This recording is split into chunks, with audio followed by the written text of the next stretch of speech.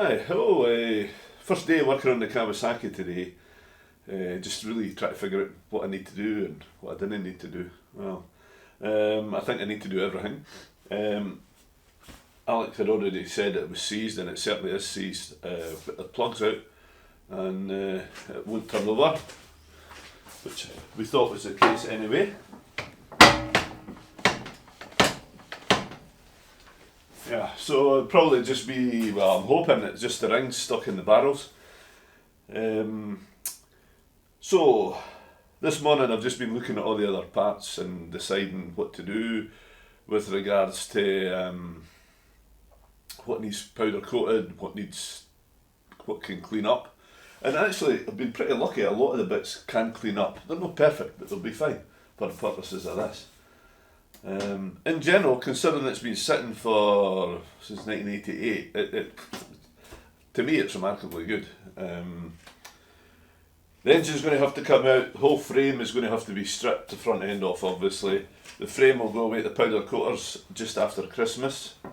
So I've basically got until Christmas to get this all stripped. The swinging arm, the pivot for the rear brake, the brackets, they'll all get powder coated. So the plan now is basically start stripping it and see how we get on.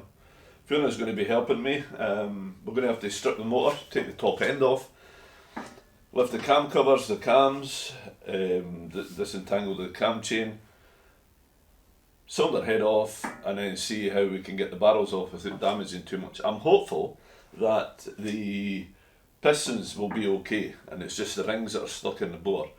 The exhaust have been sitting off it for a while, and the back of the carburetors was open, which means that the dampness and everything's got in, and hopefully just seized the rings to the bores. If we can get away with a set of rings and a hone on the bores, that'll be lucky. If we need to get it rebored and get new pistons, so be it. I just drained the oil, so yeah. That's us ready for the next instalment.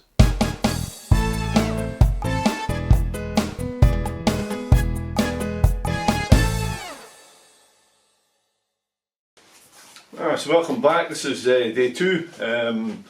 Today I've been removing the wiring loom, or attempting to remove the wiring loom, take the battery box out, the air box once I figure out how that comes out, and all the ancillaries.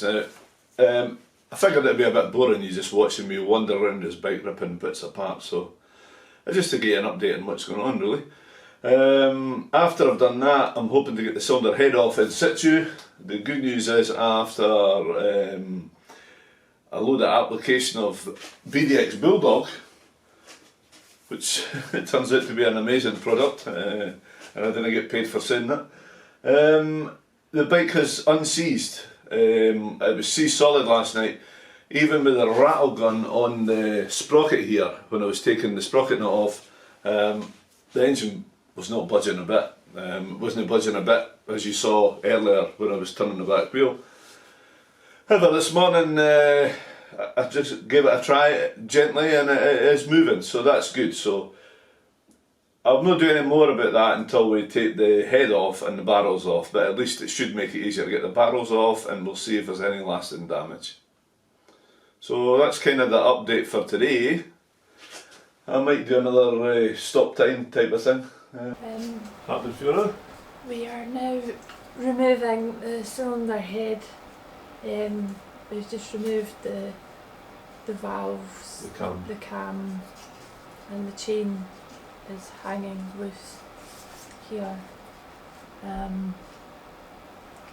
Yeah. Don't know what else. Quite exciting. Exciting to be seeing the head off of this.